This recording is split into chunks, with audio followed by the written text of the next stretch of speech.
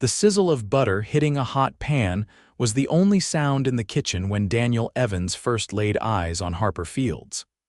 She stood at the front of the class, copper hair tied back in a practical bun, deftly demonstrating the correct way to sear a scallop. Daniel was late, something that rarely happened in his meticulously scheduled life, and the only available spot was right up front, where he couldn't hide his complete culinary incompetence. "Welcome," Harper said with a warm smile that reached her eyes. "Grab an apron from the hook and catch up. We're just starting with the appetizer." Daniel awkwardly took the spot at the front workstation, feeling oddly exposed. At 35, he had built a shipping empire worth hundreds of millions, negotiated deals with hardened business veterans across 6 continents. But somehow, standing here in this upscale cooking studio with a chef's knife in his hand made him feel utterly out of his depth. "You're holding that like it might bite you," Harper commented, suddenly at his side. She gently repositioned his fingers on the handle. "There. Much safer, actually. A loose grip is more dangerous." Her fingers were warm against his, her touch professional but somehow intimate in the bustling kitchen classroom. Daniel felt a strange flutter in his chest that he quickly dismissed as embarrassment. "I'm not exactly Julia Child," he admitted with a self-deprecating smile. "Nobody starts as an expert," Harper replied. "That's why you're here, right?" Daniel couldn't exactly tell her he was only here because his assistant Maggie had signed him up, insisting he needed a hobby that didn't involve spreadsheets or business acquisitions. "Something to make you seem human when you're trying to charm potential clients," she'd said, only half joking. "Right," he agreed, though cooking had never been on his radar. Growing up with a silver spoon had meant never needing to learn. His Manhattan penthouse kitchen remained pristinely unused, except for the occasional coffee or reheated takeout. As the class progressed, Daniel found himself forgetting about the calls he should be making and the contracts awaiting his review. Instead, he became absorbed in the simple pleasure of creating something with his hands. Harper moved around the kitchen with graceful efficiency, correcting techniques and offering encouragement in equal measure. "The secret is to let the ingredients shine," she explained as she helped him plate his scallops. "Good food doesn't need to be complicated." "Unlike most things in life," Daniel murmured, thinking of the complex business deal he was navigating. Harper studied him for a moment. "You sound like someone who complicates things for a living," he laughed, surprised by her perception. "Guilty as charged, Daniel Evans." "Harper Fields," she replied, though he'd already gleaned her name from the introduction at the beginning of class. "So what brings a man who complicates things to my simple cooking class, Daniel?" The way she said his name felt different somehow. Not deferential or impressed as people usually were when they recognized him, but casual, as though he were just another student. "My assistant thinks I need hobbies that don't involve making money," he admitted. Harper's laugh was musical. "Smart assistant, though I should warn you good ingredients aren't cheap." "I think I can manage," Daniel said, smiling. By the end of the 3-hour session, Daniel had produced a surprisingly decent 3-course meal and found himself reluctant to leave. As students packed up their take-home containers and filtered out, he lingered, helping Harper clean up. "You don't have to do that," she said, noticing him collecting bowls. "I know. But it seems unfair that you have to clean up after teaching us all evening." Harper raised an eyebrow. "Most people are in a hurry to escape after class. Especially the ones who were clearly dragged here against their will. Was I that obvious? You checked your watch 17 times, but you stopped after the first hour, so I consider that progress." Daniel felt a strange warmth in his chest at her observation. She had noticed him, tracked his engagement. For some reason that mattered. "Will you be coming back next week?" Harper asked as she wiped down the last counter. "We're doing French classics." Daniel had planned to send his regrets and find some excuse to duck out of the 6-week series Maggie had enrolled him in. Now, looking at Harper's expectant expression, he found himself nodding. "I wouldn't miss it." The smile she gave him made his heart skip, a sensation Daniel Evans hadn't experienced in a very long time. Daniel returned to his penthouse that night with a container of homemade food and a strange lightness in his step. He set the scallops and steak on his marble countertop and caught himself smiling at nothing.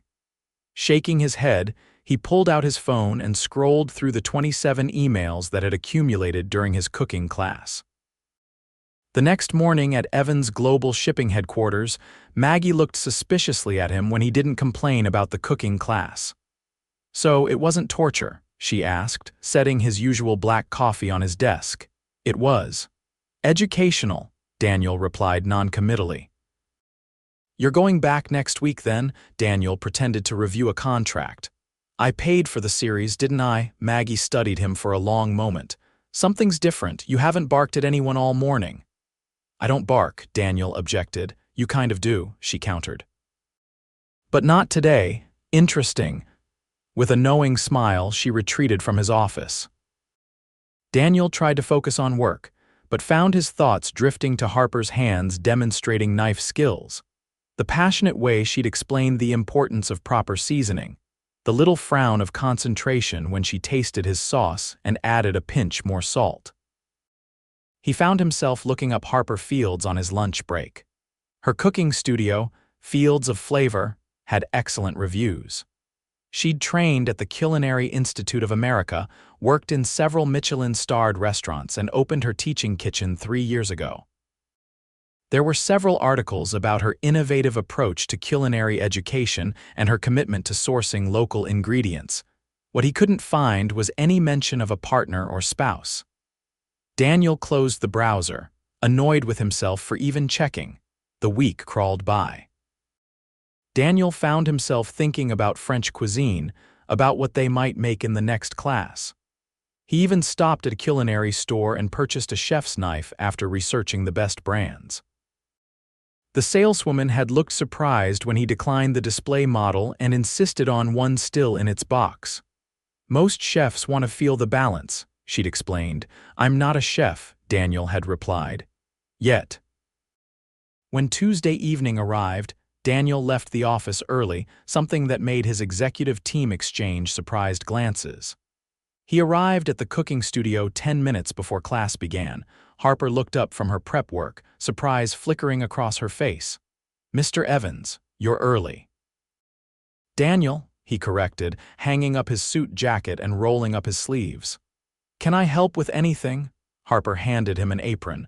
"You can slice those shallots if you're eager to start." Daniel took the knife to the small purple onions, trying to remember Harper's demonstration from the previous week. His cuts were uneven, some too thick, others paper-thin. Harper appeared at his side. "Like this," she said, standing close enough that he could smell her perfume, something light with notes of citrus. She placed her hands over his, guiding the knife in smooth, even strokes. "Rock the blade, don't saw." Her proximity made it hard for Daniel to concentrate on the technique. He was acutely aware of her breath near his ear, the warmth of her body behind his. "Better," she said, stepping back as other students began to arrive. "You're a quick learner." The compliment shouldn't have affected him. He was regularly praised for his business acumen and strategic mind, but coming from Harper, it felt meaningful. As the class filled up, Daniel noticed he wasn't the only one who seemed captivated by the chef. Several male students positioned themselves strategically at workstations with the best view of her demonstrations. One in particular, a square-jawed man in his 30s, kept asking unnecessary questions clearly designed to engage Harper in conversation. An unfamiliar feeling twisted in Daniel's stomach. He recognized it with some surprise as jealousy and emotion he hadn't experienced since his college girlfriend had left him for his roommate, long before his first million. Throughout the class, Daniel found himself competing for Harper's attention, asking questions about techniques and ingredients, volunteering when she needed someone to demonstrate with.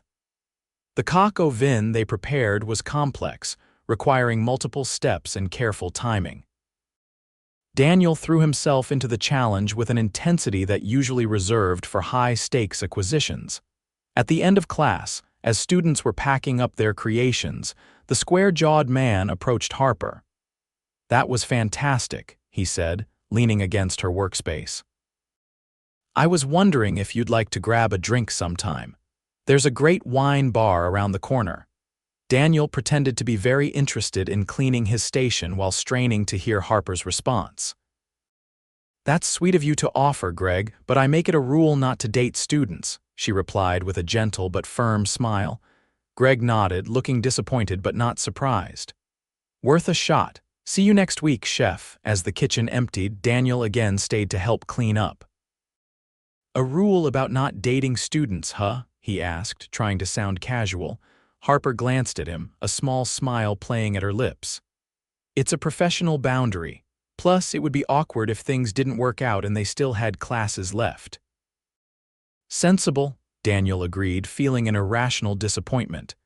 "How many times has that rule been tested?" Harper laughed. "Are you asking how often I get hit on during classes?" Daniel felt heat rise to his face. "That was inappropriate. I apologize." "No, it's fine," she said, stacking mixing bowls. "It happens more than you'd think. Cooking creates a certain intimacy. People confuse that with personal connection sometimes." "Is that what you think is happening when someone asks you out after class?" "Just confused feelings from cooking together?" Daniel asked, genuinely curious about her perspective. Harper considered this. "Not always, but it's still simpler to have a blanket rule." She studied him for a moment. "Why the interest in my dating policies, Daniel?" It was the first time she'd used his first name, and it caught him off guard. "Just making conversation," he said, which wasn't entirely true. Harper didn't seem convinced. "Well, in the interest of conversation, what about you? Does the mysterious businessman date, or is he too busy complicating things?" Daniel smiled at her callback to their first conversation. "I date occasionally, but nothing serious recently. My last relationship ended because she said I was married to my work." Was she wrong? Harper asked, her directness refreshing. "No," Daniel admitted, "she wasn't." "At least you're self-aware," Harper said, putting away the last of the clean utensils. "That's more than most workaholics." "I prefer to think of myself as dedicated," Daniel countered with a smile. "I'm sure you do." Harper switched off the lights over the workstations, leaving just the softer ambient lighting. "Thanks for helping clean up again. It's not part of the tuition, you know. Consider it extra credit," Daniel said. "I'm hoping for an A in the course." Harper laughed. "There are no grades in my kitchen, just edible results." She hesitated, then added, "Though you're definitely improving. Your knife skills were much better tonight." "I've been practicing," Daniel admitted, not mentioning the expensive knife sitting unused in his kitchen. "It shows." Harper gathered her bag. "Well, good night, Daniel. See you next week for Italian cuisine." "Good night, Harper." As he watched her leave, Daniel realized he was already looking forward to their next class. Over the next few weeks, a pattern emerged. Daniel would arrive early to help with prep work, excel during class, thanks to secret YouTube tutorials he watched in his spare time, and stay late to help clean up. These moments before and after class became precious to him, small windows of time when he had Harper to himself. He learned that she lived in a small apartment above her cooking studio, that she'd named her business Fields of Flavor, as a play on her surname, and her philosophy that food should transport you somewhere beautiful. He discovered she had a weakness for dark chocolate with sea salt, that she'd backpacked through Southeast Asia to study regional cuisines, and that her grandmother had taught her to cook. In return, Daniel found himself sharing more than he usually did with someone he'd known for such a short time. He told her about growing up as the son of a dock worker, how he'd worked his way through college, built his first shipping company from a single used cargo vessel, and eventually created a global logistics empire. Harper had whistled when he'd finally admitted the scale of his business. "So when you said you could afford good ingredients, I was understating things," Daniel had finished with a rueful smile. "Why didn't you mention it earlier?" she'd asked, genuinely curious rather than impressed. Because for once, someone was talking to me like a normal person, not like a walking bank account, he'd admitted. Their conversations flowed easily, moving between cooking techniques, travel stories, and philosophical debates about whether a properly made risotto really needed constant stirring. Harper insisted it did. Daniel argued for a more hands-off approach. By the 5th week, Daniel knew he was in trouble.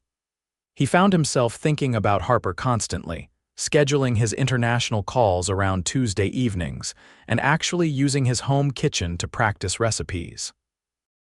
When Maggie had discovered him watching a video on proper fish filleting techniques during a lunch break, she'd raised her eyebrows but said nothing. The final class of the series focused on desserts. Daniel arrived to find Harper looking stressed, frantically checking her phone.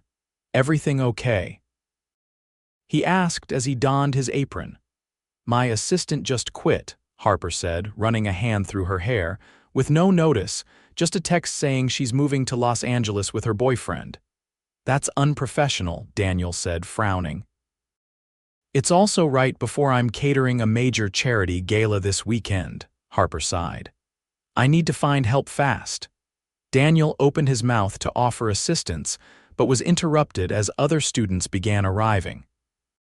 Throughout the class on soufflés and crème brûlée, he could tell Harper's mind was elsewhere, though she maintained her professional demeanor. As they cleaned up afterward, Daniel finally made his proposal. "Let me help with the gala," he said, drying a mixing bowl. Harper looked surprised. "You?" "No offense, Daniel, but you've had exactly 6 cooking classes." "Not as a chef," he clarified. "But I do know how to organize logistics, manage staff, and solve problems under pressure. Plus, I'm free this weekend and willing to work for the low price of dinner afterward." Harper hesitated, clearly weighing her desperate need for help against his limited culinary experience. "I promise to follow directions and not get in the way of the actual cooking," Daniel added. "Think of me as your operations manager for the day." Harper's shoulders relaxed slightly. "You know this is completely beneath your pay grade, right? You probably have people who organize events." "Consider it my graduation project from your cooking school," Daniel said with a smile. Harper studied him for a long moment. "Okay," she finally agreed. "But I can't actually pay you in just dinner. That would be taking advantage." "Fine. Dinner and dessert," Daniel countered, making her laugh. "Deal. Be here Saturday at noon. We'll prep, transport everything to the venue, serve, and clean up. It'll be a long day." "I've pulled plenty of all-nighters for work," Daniel assured her. "This will be more enjoyable company, at least." The comment made Harper's cheeks flush slightly, a sight that Daniel found utterly charming. Saturday arrived and Daniel showed up in jeans and a casual button-down, ready to work. Harper seemed surprised by his informal attire. "I've never seen you out of a suit," she commented. "I do own normal clothes," Daniel replied. "I just save them for special occasions." "And helping me cater counts as special?" Harper asked with a raised eyebrow. "Absolutely," Daniel said, meeting her gaze with an intensity that made her quickly look away. The next several hours were a blur of activity. Daniel proved surprisingly useful, organizing the transportation sequence to ensure hot items remained hot and cold items stayed chilled, coordinating with the venue staff, and generally keeping things running smoothly while Harper focused on the food. His business experience translated well to event management, and his commanding presence ensured that the venue staff responded promptly to requests. Harper found herself watching him in amazement as he calmly handled a crisis with the table arrangements, smoothly negotiated with the venue manager for additional serving staff, and charmed the event coordinator who'd initially been resistant to some of Harper's serving suggestions. "You're kind of incredible at this," she told him during a brief quiet moment before guests arrived. "I told you logistics is my thing," Daniel said with a modest shrug. "The food is all you, and it's amazing, by the way." The event was a success, with Harper receiving numerous compliments from the wealthy attendees. Several asked for her business card, and one society matron immediately tried to book her for a holiday party. Daniel watched with pride as Harper handled the praise with graceful humility. She was in her element here, confident and radiant in a way that made it difficult for him to look away. When he caught her eye across the room, she gave him a small, private smile that felt like a shared secret.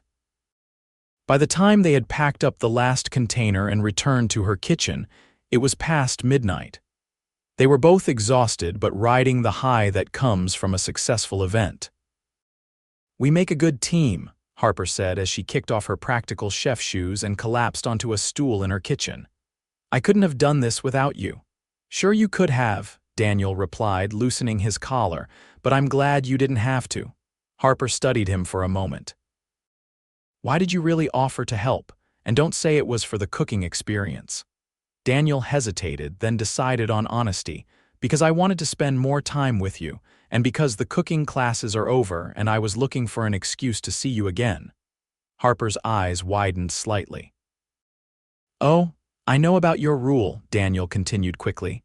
"But technically, I'm not your student anymore. The course is finished." A slow smile spread across Harper's face. "That's true, you've graduated." "With honors, I hope," Daniel said, stepping closer to her. "Your soufflé was very impressive," Harper agreed, not moving away. "So," Daniel said softly, "about that dinner I was promised." Harper laughed. "It's almost 1 a.m. I know a place that's open all night. Great pancakes." Daniel held out his hand. "What do you say, chef?" Harper looked at his outstretched hand, then up at his face. "I say yes," she replied, placing her hand in his.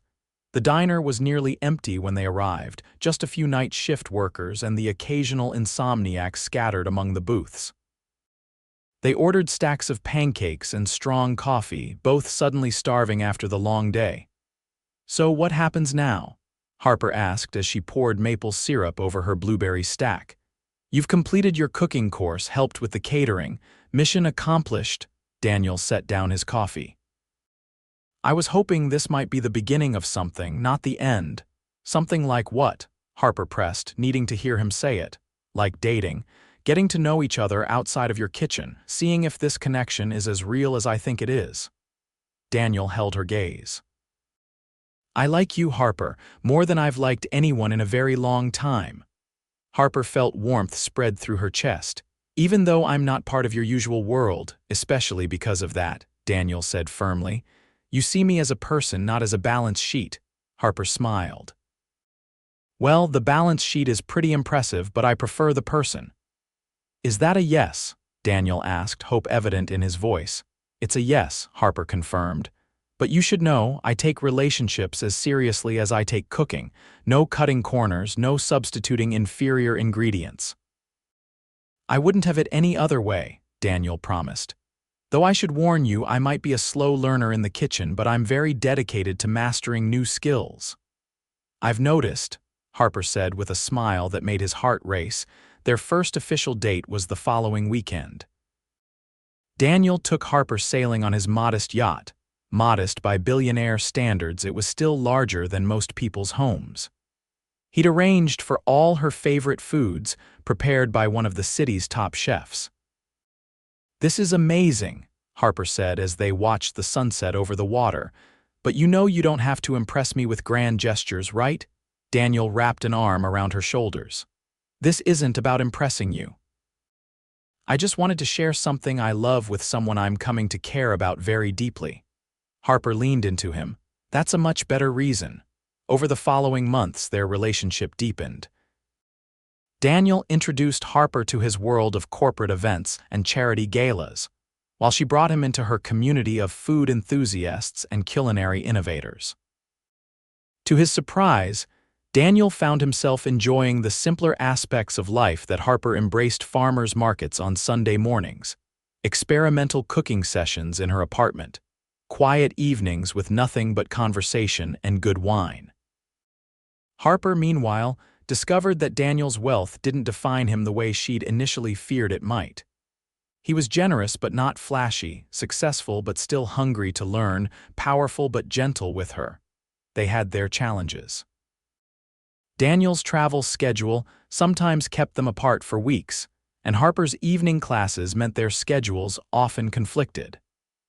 There was also the occasional friction when Daniel's pragmatic business approach clashed with Harper's more intuitive, creative nature. Yet they always found their way back to each other, usually over a shared meal. Daniel's culinary skills improved dramatically under Harper's continued guidance, and he took particular pride in mastering dishes that were her personal favorites.